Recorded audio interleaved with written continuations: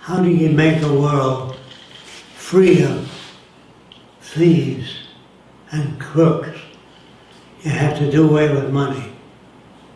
If you don't do away with money, if you have the best topsoil in the nation and the best water, drinking water in the nation, another nation will want to invade you to take some of that water. But if you don't have that, if you distribute water evenly all over the world, you know, the people in armies, they say we need water, and you give them water. Today, society is kind of at a place where, oh, I wish we had no war, no poverty, no elitism. You know, it's all emotional. This is terrible, you know, the 1%, and they're at a stage where everything is emotional, but they haven't come up with a system to eliminate those problems, and that's what the Venus Project does. It looks for the root causes of the problem and engineers a society to surpass those problems. Changes a lot of things. The Venus Project is interested in change. We don't see any, and they call me a utopian. I'm not a utopian. I don't believe in utopia. Utopia is static. I believe that all systems change over a period of time, that you cannot design the ideal society. If you succeeded in designing it, someone else will come up with something new. There is no ideal society, no utopia, no final frontier. Man isn't headed for utopia. He isn't headed for any special direction. You're elected governor, how will you prevent war? He says, I don't know, there's always been war, there'll always be war. That's what he said. Then I contacted other politicians. I said, how can you grow more food to feed the world hungry? They said, I don't know, that's not my field. I said, what is your field? What are you running for political office for? I said, they didn't answer that question. They couldn't answer the question because they don't know what to do about the problems we have. When we have more crime, we build more prisons. That isn't the answer. Prisons are filled with poor people. In fact, some people ask, what's the difference between the Venus Project and communism? Communism has armies, navies, money, all the things we don't have. We don't use money. They do. They have banks in Soviet Union. We don't use money because you can pay off corrupt politicians with money. So we don't want to use money. And in other words, what I did was I looked up the use of money and how it's used. Did you know that banks lend out 10 times more money than they have in stock? No, and if you did that, you'd be arrested for fraud. But the banks get away with it. I want you to know you can look into all these things. Don't take my word for anything. Make all things available to all people. In other words, free of charge without the use of money. If you don't want war. And if I talk this way to a group of Americans, they think I'm subversive. They think I'm a communist. Communism isn't radical enough. Nobody ever said, gotta make electric light, gotta make a automobile. Never. Man always saw something in nature and nature suggested what he do. So I wanted to know whether man is born with an instinct to go for women or whether he learns to go for women. I don't know. The truth is, I didn't know.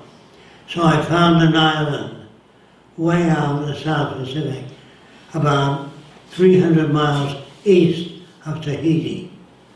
And I found this island and I brought mirrors and beads which I was going to give to the natives, to say I didn't come to take anything away from you, I've come to bring you things.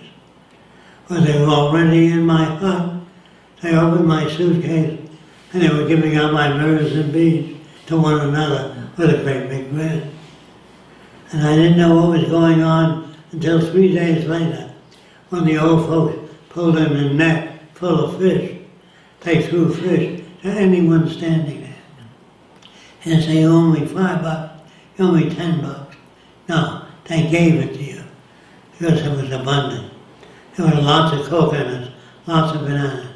They didn't care how many bananas you ate or how many coconuts you took home. There were so many of them. And that's hard for people to understand.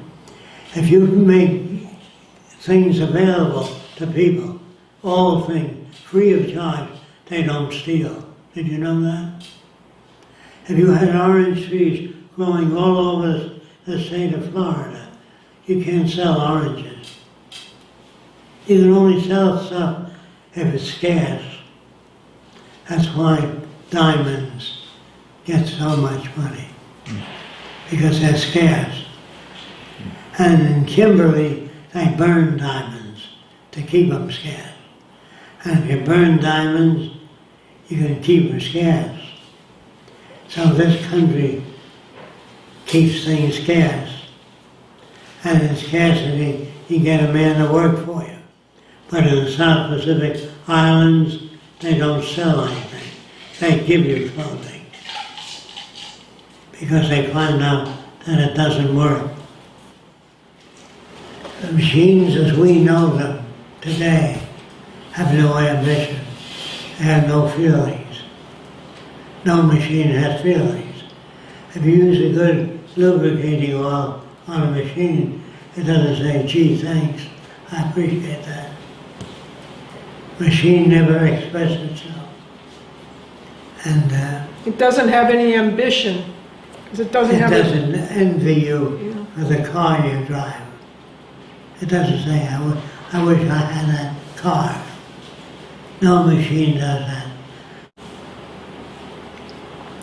I think emotions in the future will be converted to an action pattern. Like when two planes hit at right field, they stuck together and they were falling together. So I ran into the hangar, grabbed the Jeep, put a fire extinguisher on the Jeep and headed out on the airport to where it was going to fall. And I arrived before the plane hit the ground. That's emotions converted to action.